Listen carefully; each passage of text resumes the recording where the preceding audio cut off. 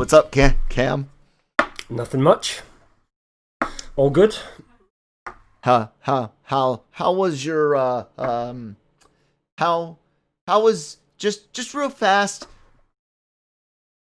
Yeah. On a initial 1 to 5 score, or what was your take on this episode known as the Heiress? And directed by Bryce Dallas Howard, this one as well. Yep. Well, considering last season, the episode that Bryce Dallas Howard directed was one of the ones I enjoyed the least. Well, you just asked for a number, didn't you? I don't know, 4. It was good. Okay. I know cool. that I've heard Mike, who's in our team, obviously Mike, one of my fellow senior editors, had said he thinks it's possibly the best episode yet. I think when he saw it, I don't think I would go as far as that, but it's definitely one of the better episodes in my opinion. I think a quick fire 4 out of 5 stars is absolutely acceptable. 3.54, absolutely acceptable for this. Ladies and gentlemen, welcome to the Cantina with Kyle and Cam. We really have just messed around with the introduction since we started doing Mandalorian shit versus our old Star Wars movie reviews, which you guys can still check out wherever you get podcasts from.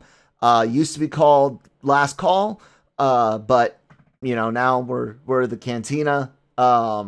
It's good. It's great. Cam and I talk a lot about Star Wars. We're passionate about it. And today, dude, we got Mandalorian Season 2, Episode 3, The Heiress. Yeah. Did you know the title name before? No, I don't think. Saw that I don't think episode? we ever do. We never do.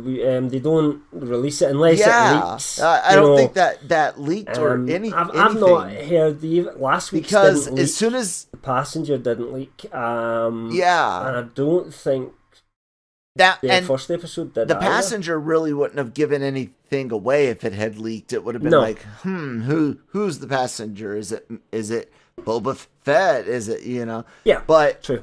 As soon as I saw the title, The Heiress, I was like, Bo-Katan's in this episode. Absolutely. That's what I thought as well. And there was a bit of news yesterday I saw, because I've actually been on kind of holiday this week for a few days, guys, which is maybe why you might not have seen so many posts from Campbell on the website today and yesterday, etc. But I was reading some of the news as we always do, and there was a few people saying that Katie Sackhoff had teased something online, which kind of suggested she might be in this week's episode. So I had kind of glanced at that, but never, I thought I'm not too interested in that at the moment. Before it came out, but then once I saw the title, absolutely like you, I thought, yep, we getting Bo-Katan.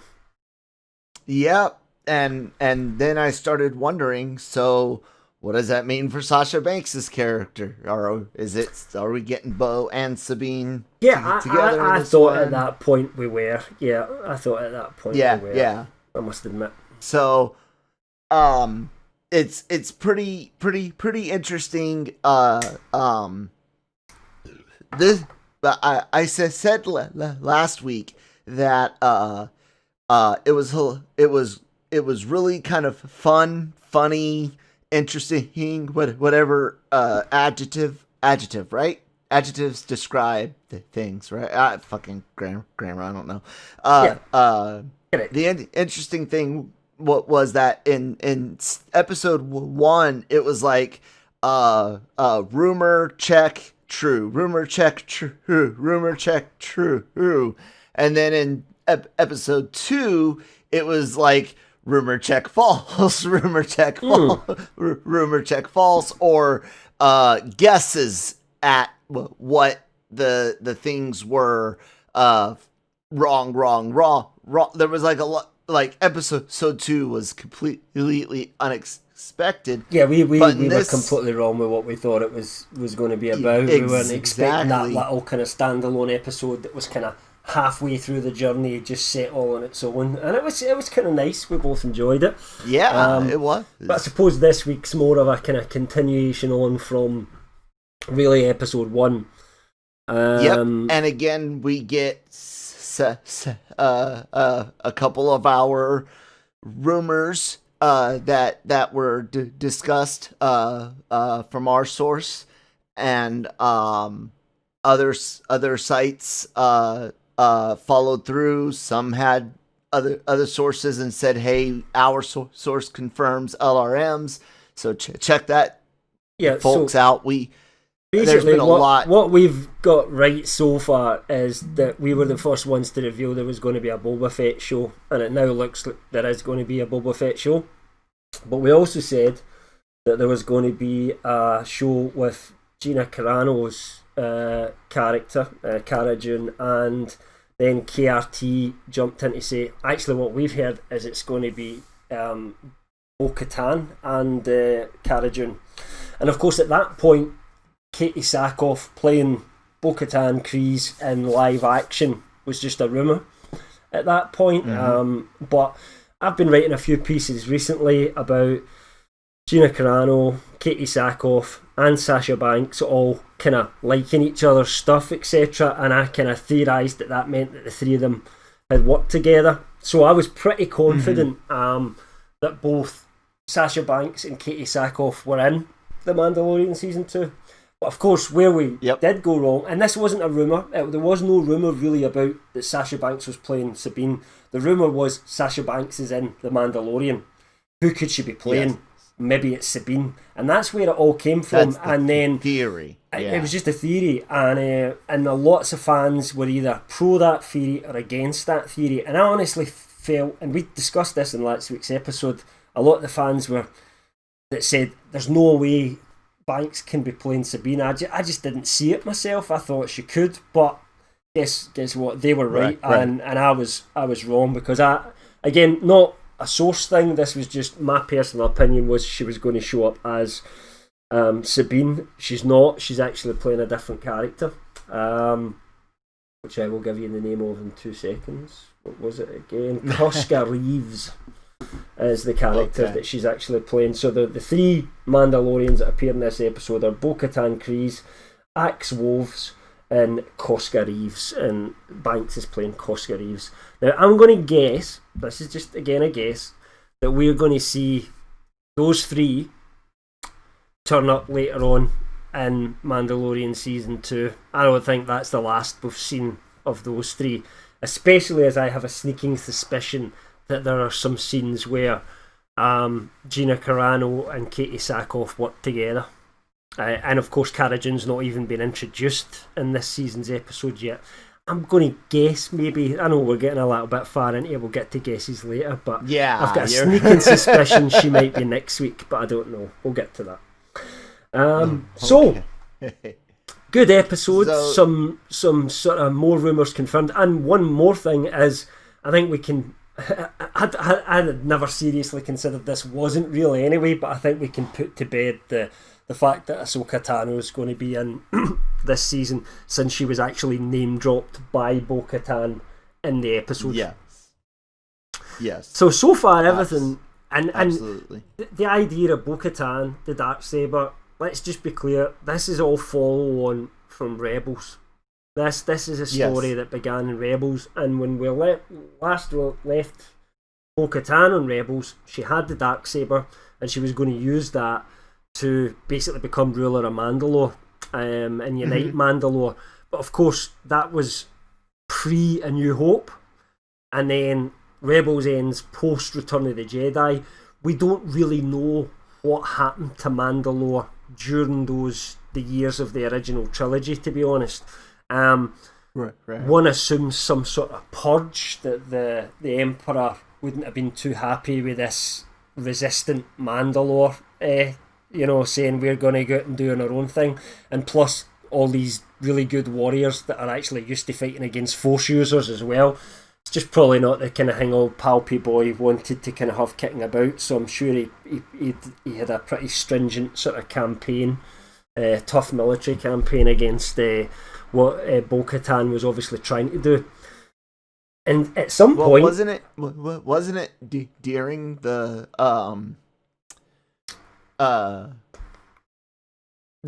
so I get my Mandalorian EU and my Mandalorian canon so Disney are you going to talk about the Mandalorian purge? Sometimes. Well, no, I'm just wondering about the what. So that in the EU, the Mandalorians were always proud warriors. They were fighters. That they were multiplanetary. But they definitely got decimated during the Civil War, I believe it was, and it took a while to come back.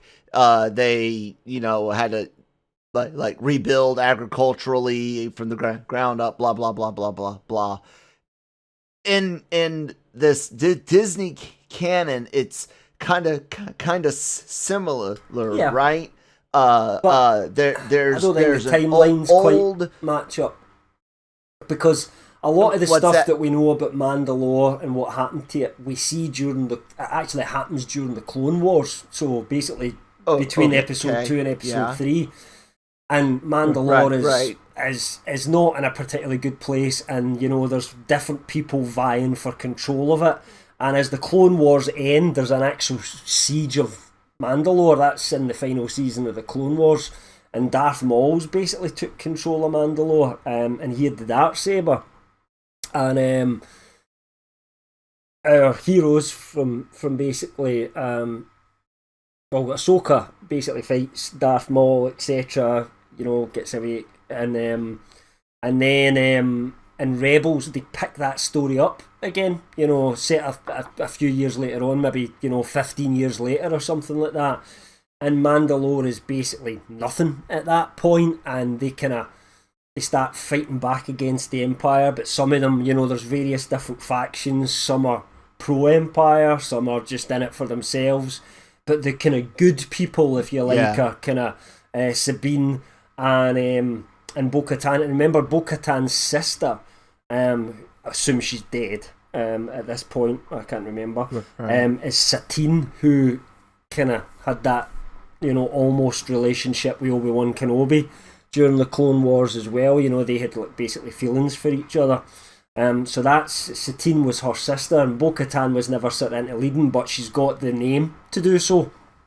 So Sabine Wren, knowing that she wasn't really going to be able to lead Mandalore, actually gives the Darksaber to Bo-Katan in Rebels so that she can reunite Mandalore again.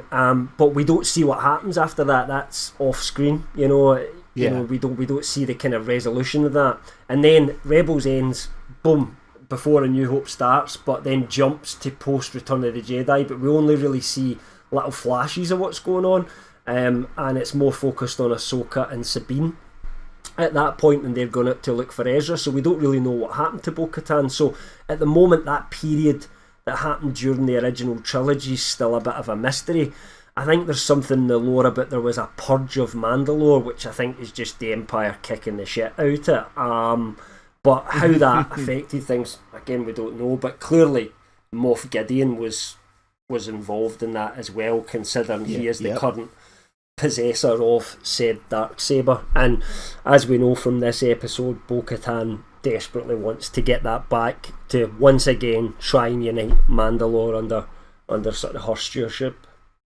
Definitely. All right. Well, that says a lot. So let's kind of get into it. You and I guessed right last week that they would be likely headed directly to the watery world that we saw. I forgot the name of the planet, but because it's not that a we famous wouldn't one. get. Yeah, we wouldn't get another non-watery planet episode in between. Yeah. So we got that. Mando lands there, kind of, sort of. It reminded me of Battlestar Galactica on New when the Galactica jumped into the atmosphere of New Caprica, and it was just falling to launch the Vipers and the Raptors, and engage your drives like right at the last possible minute. It was a really cool scene.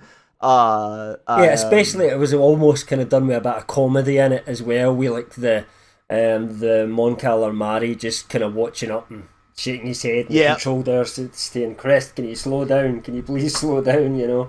And like, oh, he's going too fast here, and then it just like, and then it, just for that extra value, and I thought it was really well done. As you think they're down, and then one of the engine just kicks off and flips it straight into the water. That was cool. Yep, and I was just like shocked, like what the hell, like what the. And I thought the crest was gone at that point. I must admit, I thought that was it. He's got no shit.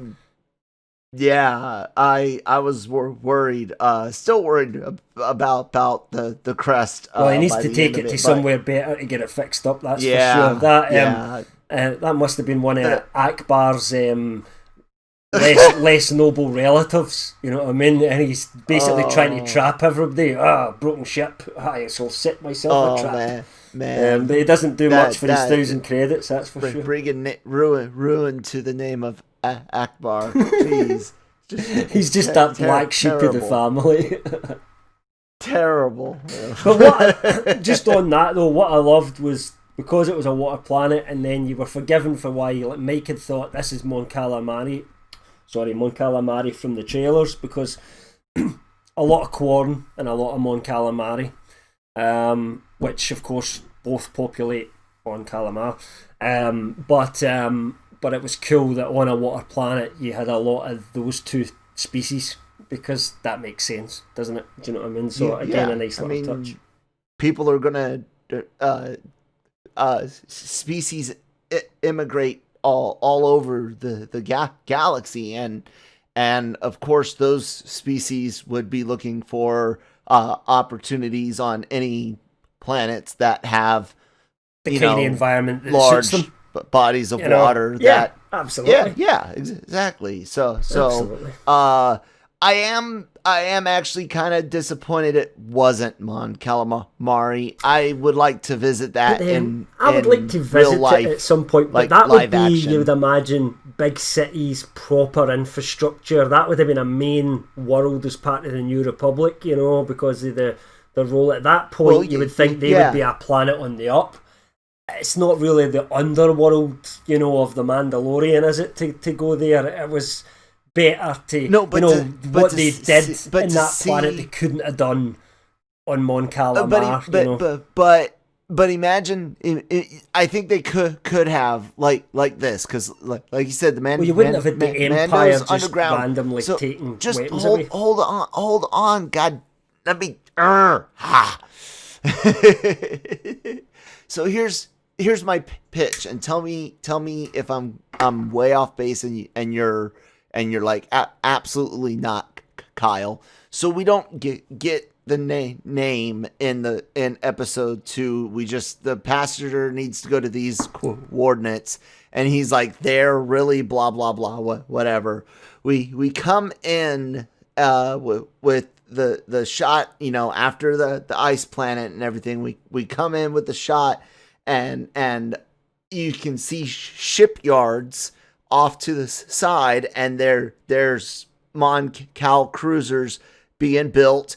The crest goes down to the planet. You can see some of the surface stuff, you know, for the non-aquatics that do business on the planet. You can see the big city stuff. You think you're going over there, but no. Mando goes over to this small fishing village, and that's where our story takes place. And we are on Calamari, and Yeah, and you just everything else is the same. Everything else is the same that we saw. It still wouldn't work for me, Kel, because of the Empire being there, right? So why would the Empire just be casually loading up? You know, that would have to be some undercover operation, and the best thing for Bo-Katan to do, in that instance, would be to alert the Mon Calamari authorities, i.e. the New Republic, that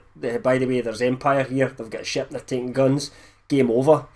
You know, that would be it. So I think it has to be somewhere that's got that lawlessness about it. I just don't see that at that point in time being Mon Calamari. Well, since they tied it into with the Empire, instead of say Moff Gideon having hired some smugglers or something like that, would maybe be one way then it would work. Done it. But anyways, yeah, you could have maybe did it. Yeah. Anyways, they go the Mandalorian gives a Mon Cal some money, says, you know, do the best you can. They see Frog Lady and Frog Man reunite. They eventually go to a bar, get some food. They're gonna meet their Mandalorian contact. The child is hungry, and Mando mentions, I need to find you something to eat. That leads to that, reminded me of our conversation last week about maybe that's what the kid needs right now in order to grow, is he needs massive amounts of food, and he's not getting it. And maybe Mandalorian just kind of the show, maybe they just do you think they reference that too? I think they definitely are making a point of showing Yoda eating. It could be purely for comedy value, but and you and I have talked about this, we just have a sneaking suspicion that there's more to it than that his actual eating habits have got a relevance to the actual overall plot. That maybe because he knows nothing about that species, he doesn't realise that the thing is just starving all the time, and he doesn't eat much. Mando, does he? You know, he's not one for. You know, even he says, "No, I'm not going to eat," because he can't take his mask off in public, so he probably only eats on his ship. Do you know what I mean? And and we'll talk about that helmet thing here in a little bit. Of course, yeah. So I did when Mando himself said, "I know you're hungry. Let's find you something to eat." I was like, hey, I think Cam and I and probably millions of others are onto something. They meet their contact. They are told they got to sail out to get to where the Mandalorians are at. Yeah, and do you think that's a con right from the start? Like, yeah, the guy's in on it. The guy at the bar. Yeah, excuse me. I do. You do. Most people felt something was going to be up, but I thought of something again, like you and I thought when we discussed the Rise of Skywalker. Why the fuck are you using boats and skimmers and where the fuck are your repulsor lift?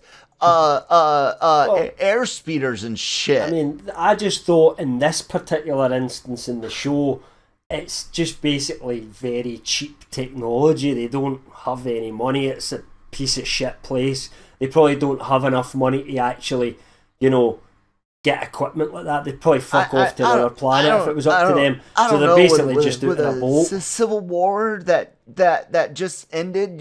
And but most places were very poor all over the place. And the Empire just ignored them. So they were breeding grounds for bad people. So there was probably people just literally. And all they're interested in is stealing his Beskar armor. You know what I mean? But they're not as if they're. These are not high class criminals. They're basically fighting with sticks and pointy things, you know. They look very poor to me. Even when they encounter Mando later on and they kind of come at him, you know, one of them seems to have a gun, and that's about it. You know, they're not. It's basically like a fishing village, and I think that's the kind of aesthetic that we're going for. It's a very low tech kind of place, even though they've got an actual port for people to come in because they've got to sell their stuff somewhere.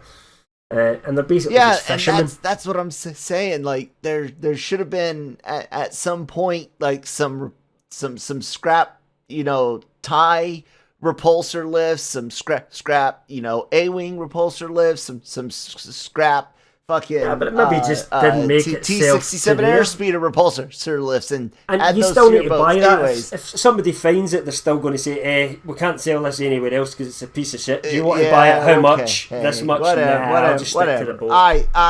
I wanted to connect it to our complaint about skimmers from episodes 8 and 9, but anyway. But I think the difference is the skimmers Mandalorians are betrayed there by the Quarren that he was sailing with. They try to feed the child to a Kraken. What did you think of that scene where they just knocked the child? What did you think of that scene where they just knocked the child in all of a sudden? I was actually really immediately.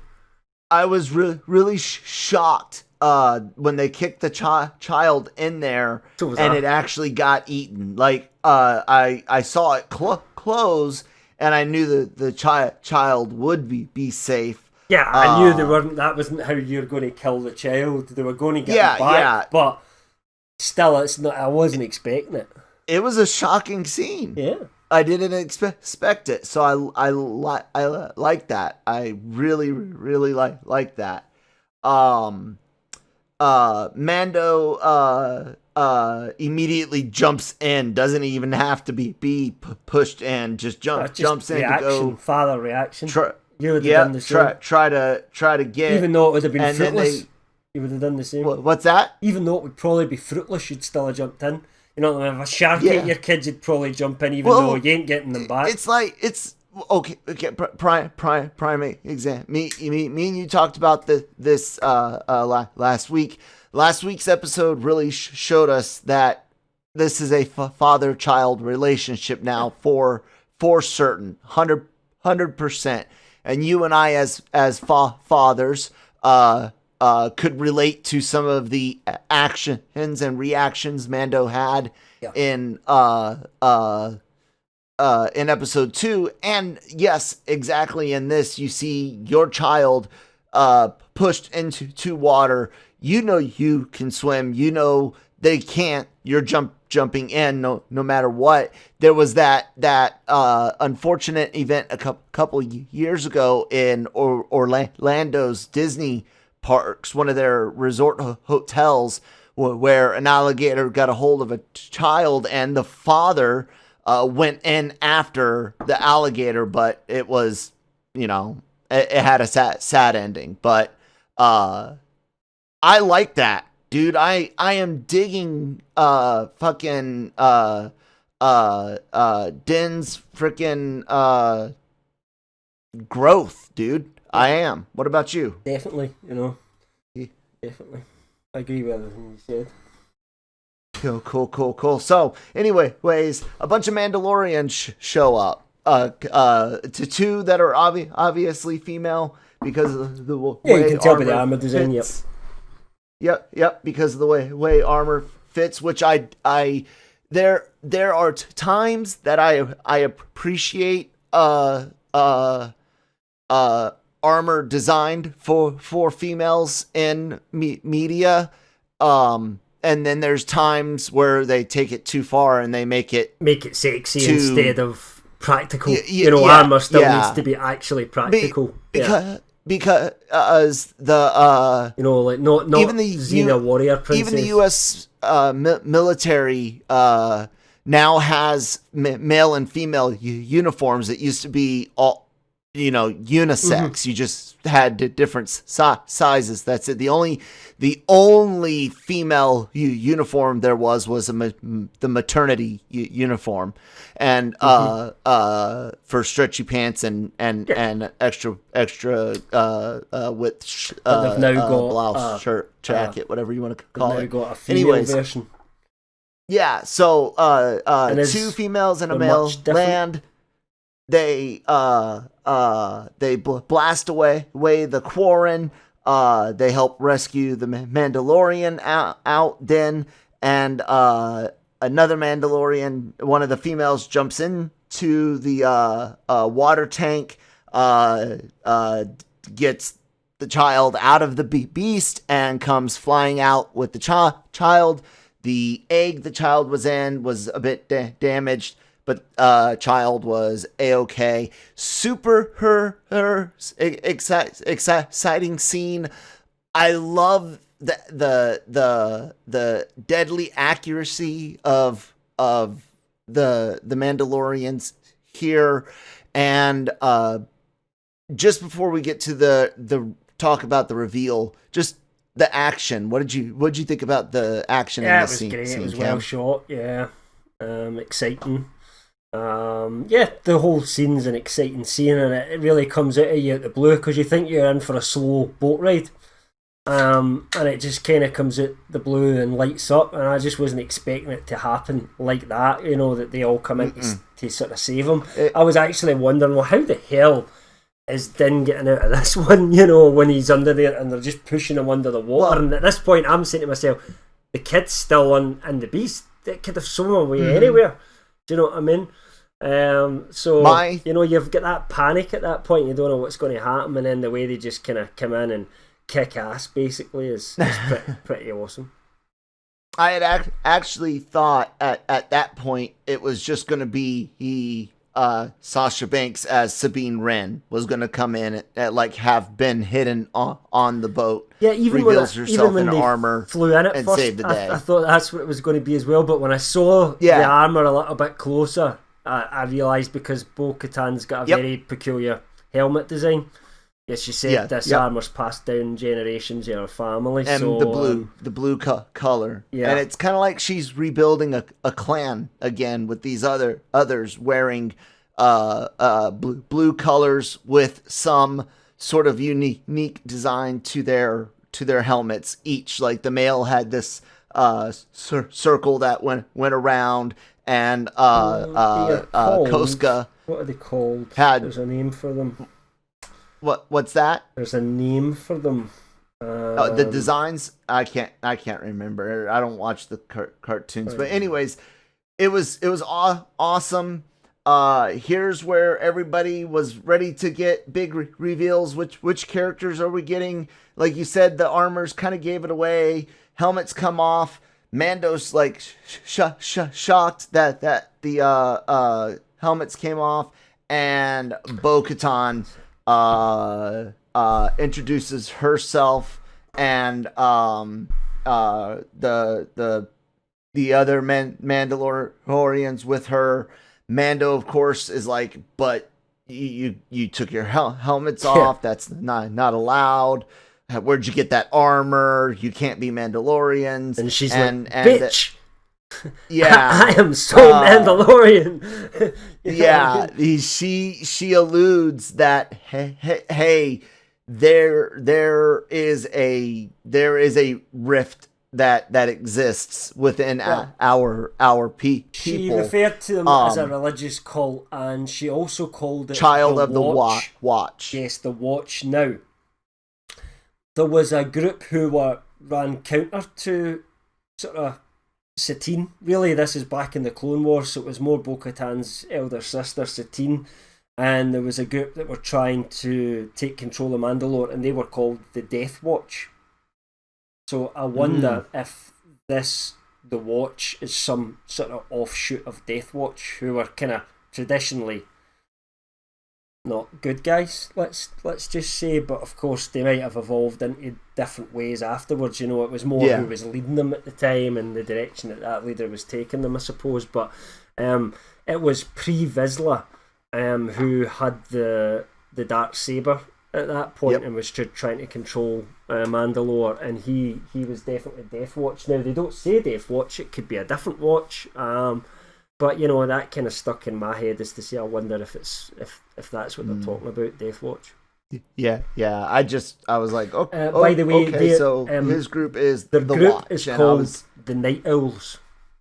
I couldn't remember it. I looked it up. So, Night Owls. The night what? The Night Owls. Owls, like yeah, like. Oh, Owl. Okay. How would you say owl?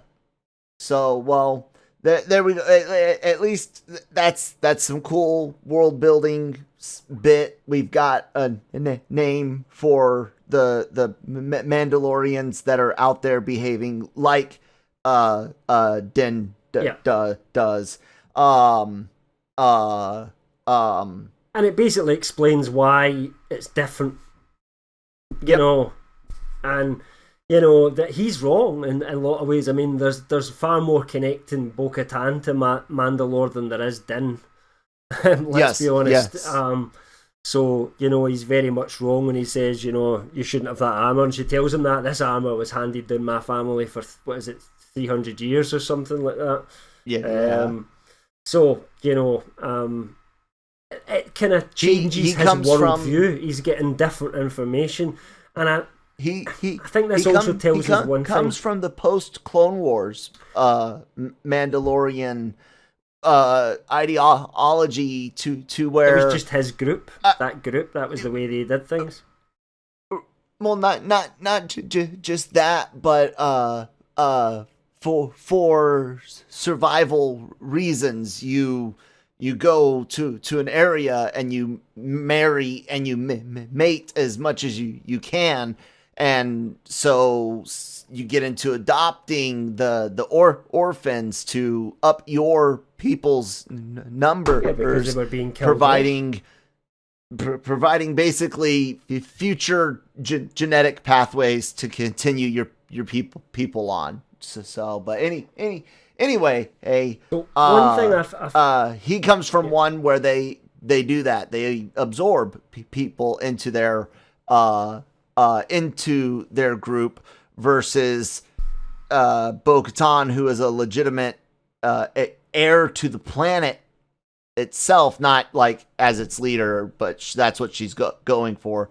But she's actually, you know, Mandalorian by blood, descended, you know. So, and I think what it does is it puts, I think, definitely to bed those silly rumours that Pascal had walked because they wouldn't let him take his helmet off.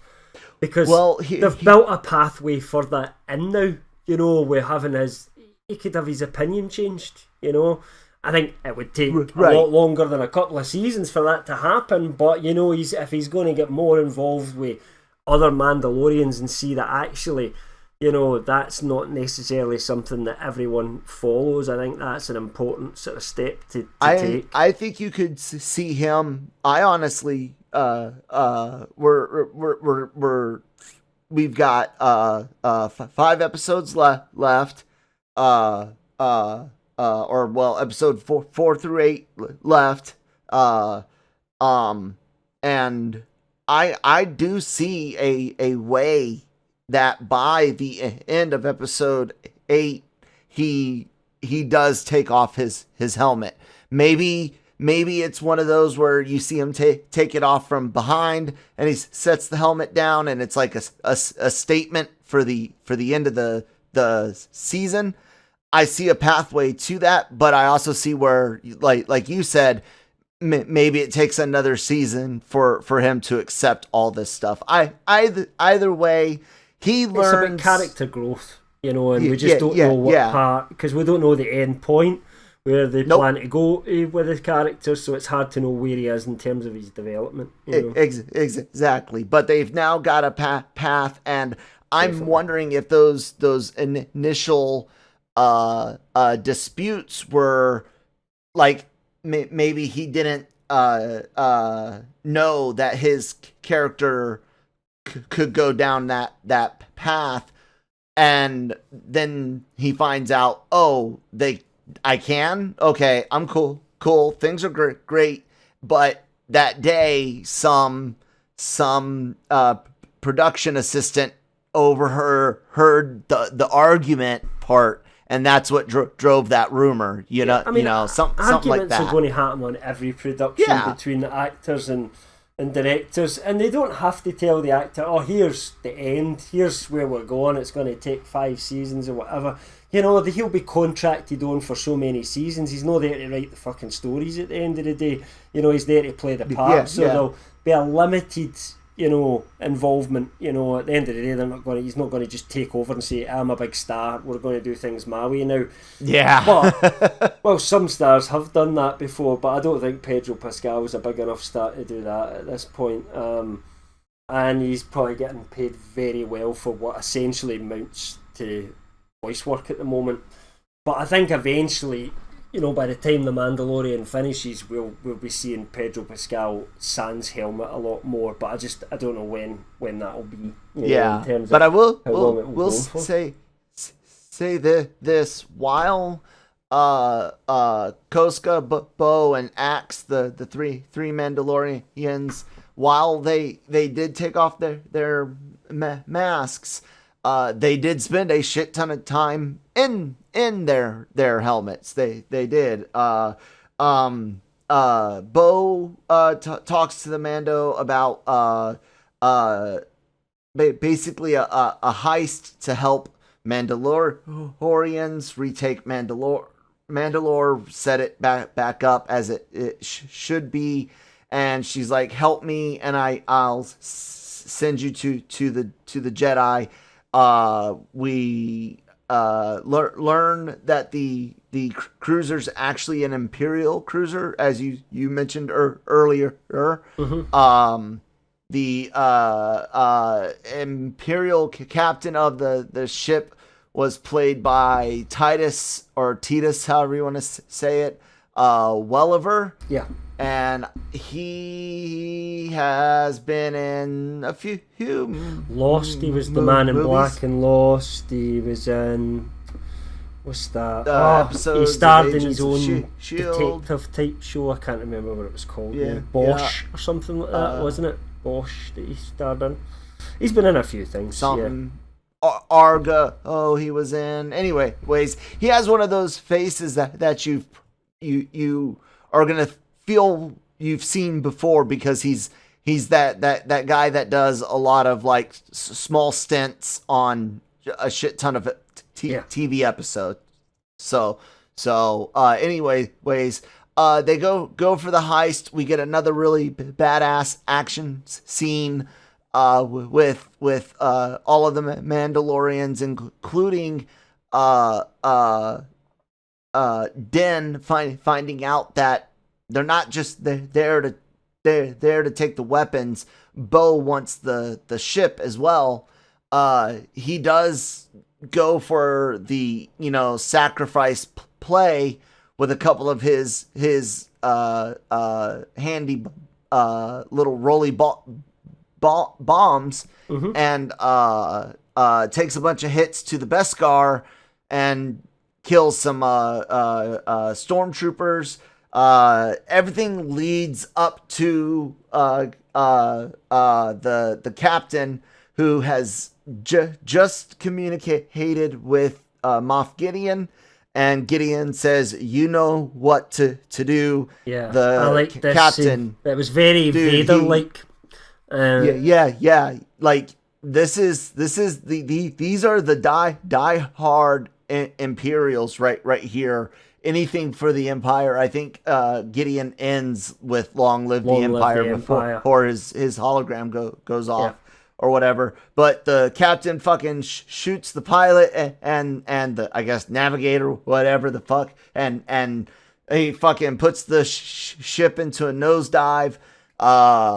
Super fucking exciting. The Mandalorians, of course, save the day, so to speak. They stop the ship from crashing, and Bo begins to have an interrogation with the Imperial Which was officer. never going to go far, considering he was already willing to sacrifice his own life to protect the information. He was never going to exactly succumb to any threats, was he? but from the time the heist starts to Bo-Katan interrogation and saving the ship, what did you think about all that? Yeah, it was great. It was an exciting, it was actually, we talk about episode lengths. This was even shorter than last week's in terms of episode length. It didn't feel like that because it was very plot light again. It was a very basic story, but they really don't get into any of the history that they could get into with Bo or anybody like that, because at the end of the day, you don't, as a casual watcher that's never watched any of the cartoons or anything like that, you don't need to know who Bo-Katan is at that point. If you're just watching it as a story, right. It's just some Mandalorian that jumped up. You don't know anything about Mandalorians. Why did they not wear helmets? You can see the way that they're developing the story for the casual audience, but the fans can take more out of it because of the little Easter eggs and touches. So it didn't feel like a short episode in many ways, because it was just exciting. And sometimes when you've got a lot of action in an episode, it kind of goes by quicker anyway. But you really, there's not a lot of dialogue in this episode at all. It is very much an action-orientated kind of ship heist. Very simple plot, works really well. And I think the main things to take out are that Katie Sackhoff was excellent as Bo-Katan. She did obviously the voice in Rebels, and they must have modelled the character somewhat on her, I think, but it just looks like it was meant to be really there. Although she's probably a little bit young to play actually Bo-Katan, you can just see she had a really good beauty routine going. Her Mandalorians are a little bit longer lived. My only issue is the hair is a little stiff, and I've had helmet hair, not full face mask helmet hair, but I've definitely had helmet hair. I don't know if they made her hair that stiff to try to match the stiffness of the animation. I hope not. And if we see her again where she hasn't been in battle, which that would have washed out whatever product was holding the hair in place anyways, and would have been anyways. That was my only complaint. Was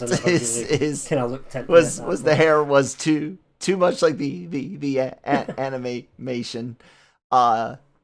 Katie Sackhoff is an actress that has been underused. Yeah, I think she's got she was more great range. in Battlestar Galactica. I think she's got a lot more range to take on what was the hero, swashbuckling, piratey Han Solo type role in the original, and to do that well throughout the kind of Battlestar Galactica run. And sometimes I would actually say that they never gave Starbuck good enough plot lines at times, the writers. Like the first couple of seasons everyone's fine, but they made the character go some strange places in that show, and I think overall in the end wasn't particularly impressed with Starbuck overall, but that was never anything on Katie Sackhoff. She was phenomenal. It was the way they just took that character that I was less chuffed with.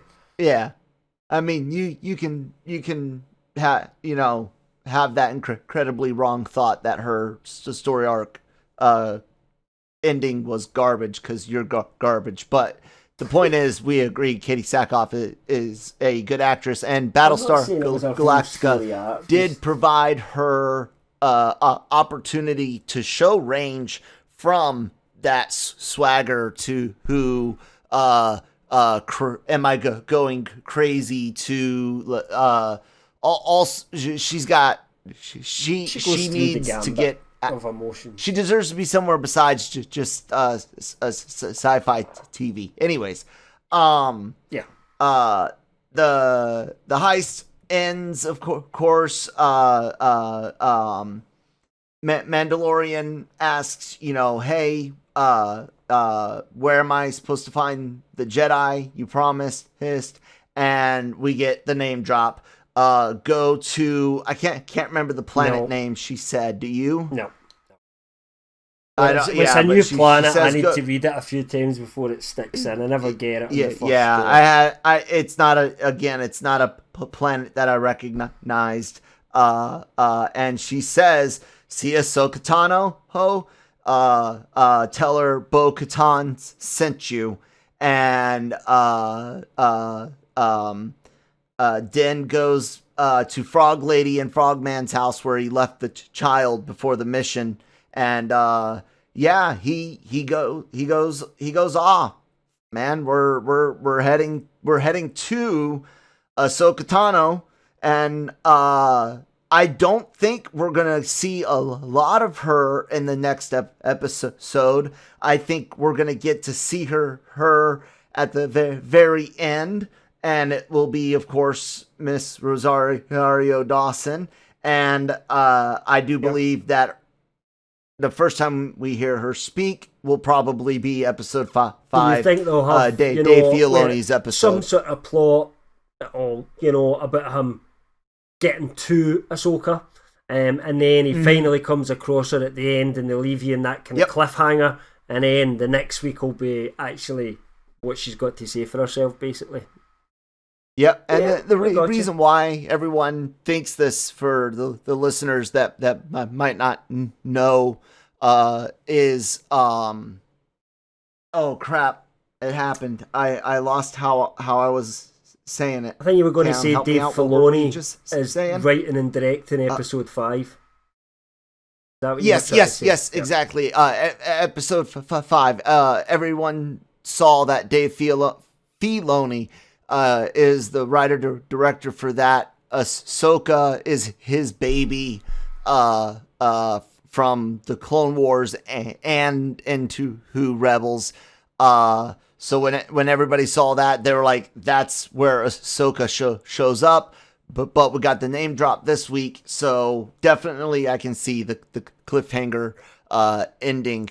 What type of story do you think we're gonna get? Do you think we're gonna get Jedi lore, Jedi speak, Jedi names heavy episode? Like, are we going to get a world building episode next week? What's your prediction for type of story? Again, like what interactions we're going to get? This is what I think. I think Carl Weathers admitted that he directed episode 4. So Carl Weathers directed next week's episode. But I think next week, for some reason, he's going to go to Navarro. I don't know why, because he's kind of heading to this other planet at the moment. But I just have a funny feeling that's when those guys are going to show up. Or it's going to cut to them doing something else. I don't know. I could be completely wrong with that. But I have the funny feeling Carol Weathers would have directed one of the ones he was actually in as Grief Karga. Mm-hmm. But again, could be wrong. That could be later on in the series, and it just might be a complete coincidence. And Carol Weathers just directed another episode. I don't know. But like you, I think the Ahsoka heavy episode is going to be episode 5. So I'm really not sure what happens next week in terms of. I mean, it could be anything. They could get into they could have a little standalone episode where somebody chases after him and the ship's fucked, so he has to stop the journey and go somewhere else, and then go back later, or he's prevented from getting there because somebody's after him.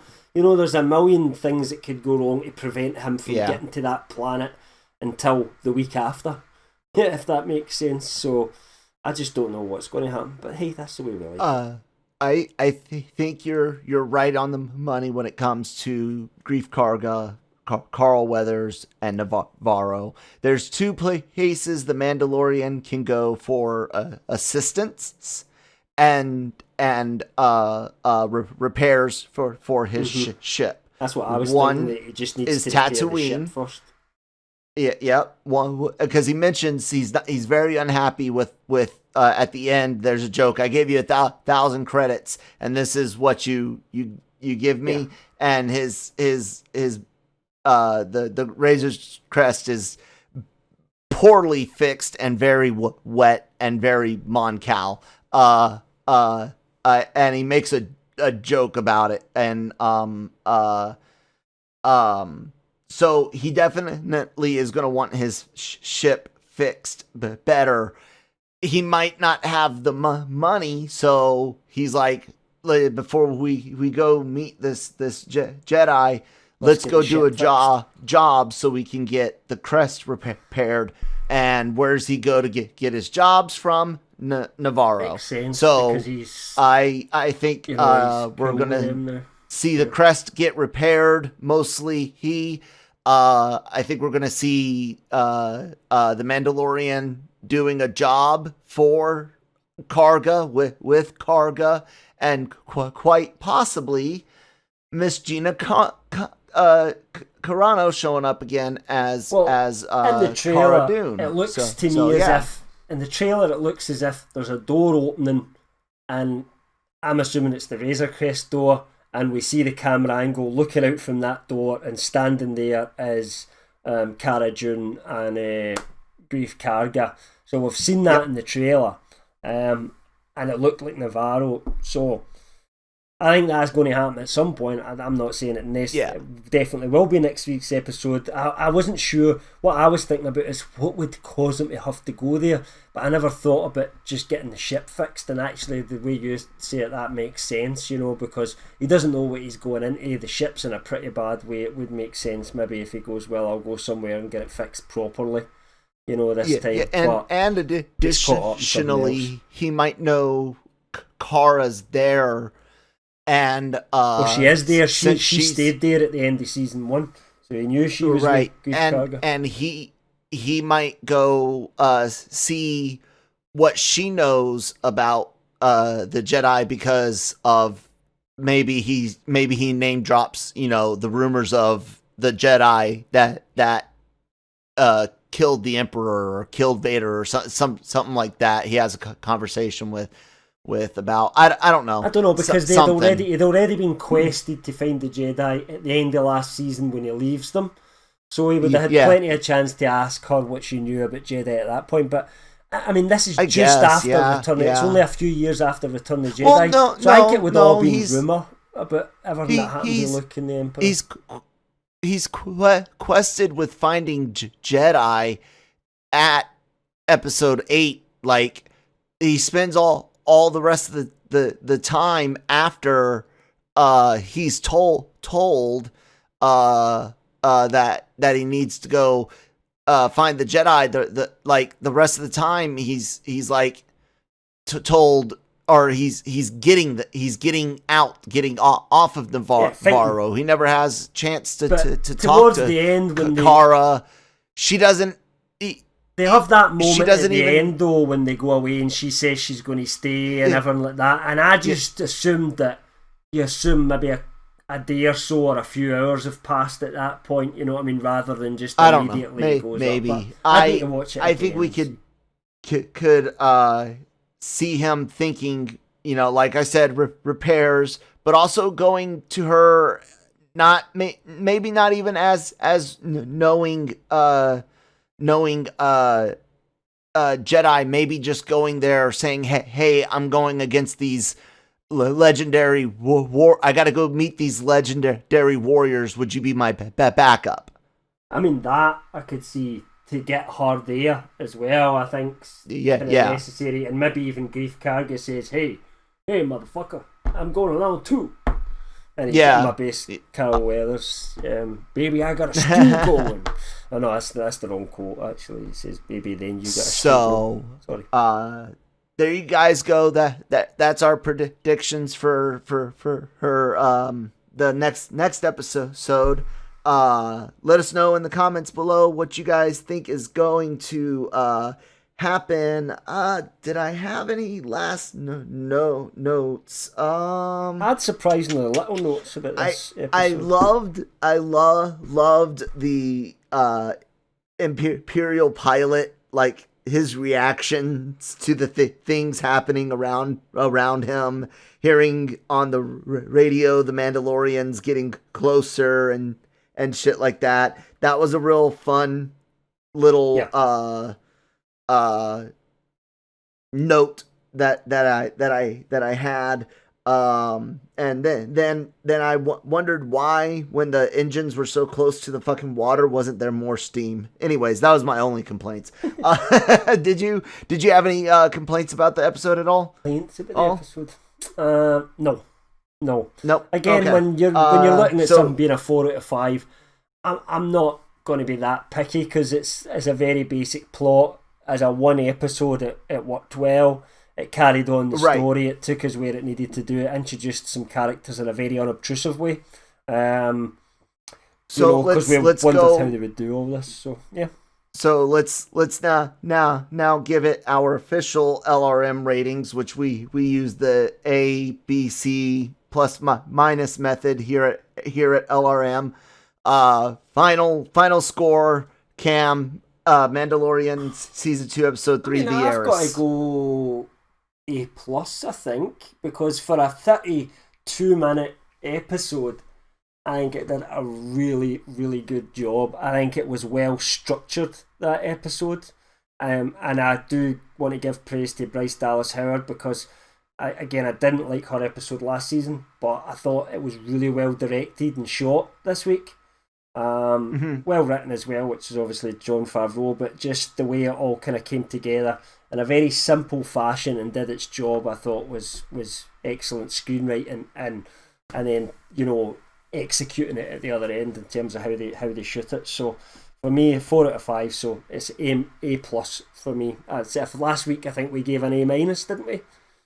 Last week's episode. Think so. So I've got to say this week's was better. So that's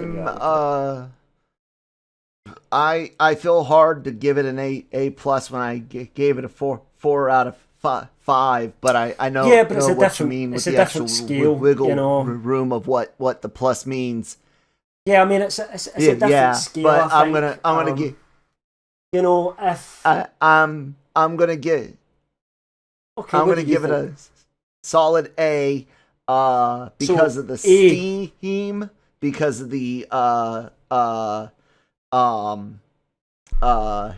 Bo-Katan hair, and I'm gonna give. In Britain, we don't use also, the A+ A- system anyway, so I don't even know what it means. I'm giving my reasons why it's not an A+, and what is her name? Fucking Koska Reeves.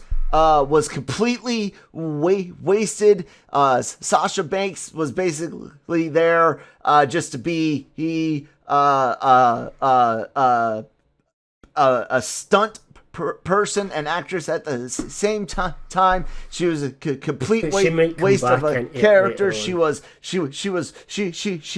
worse than that Cylon silver clad. What's her name in the sequel trilogy? That's why this episode gets an A instead of an A+. Well, it makes no sense. I'm with you. I'm just having to do this. As I say, I don't really understand I don't think A+, A- system. So I'm thinking A- then goes to A+. So I thought it was better than last week, so I have to go up. But actually, there's one in between, which is A. Yes. Yeah. A. So I agree with you. You've changed my mind. So okay. So officially, the Cantina will give it an A rating. A rating. There you go. Go. Thank you guys so much for listening. I didn't know you didn't know. You just like school. It's a but we don't do that at school. You get an A minus, you get a B, you get a C, you get a D, B minus. We don't have plus, so minus, or whatever. It's just A, B, C. I might actually cut that out. Like, just have like a cut and be like, I am sorry, Hari. So sorry about the bullshit. I'll see what I'll do. You guys, thank you so much for listening. Make sure you check out lrmonline.com every single day for all of your entertainment news, needs, and opinions. Make sure you are subscribed to the YouTube channel, and of course the LRM Online podcast network, wherever you get your podcast from. Spotify, SoundCloud, Google, Stitcher, all of it. We're there. Please subscribe. Please share us with some friends and family. Cam, where can people find you at online? LRM_Cam, at LRM_Cam on Twitter, or just the LRM Twitter account itself, obviously, because we all get involved in that, and obviously through the website, and my email address is on the website anyway. If anybody needs to send me an email for any reason, fire away. All right. You guys can find me at that Kyle Malone on Twitter. Please give me a follow. I do follow back, and listen to me yak my mouth off with Jammer every Monday through Friday for LR Mornings right here on the same podcast channel. Thank you guys so much for listening, and we will talk to you next week.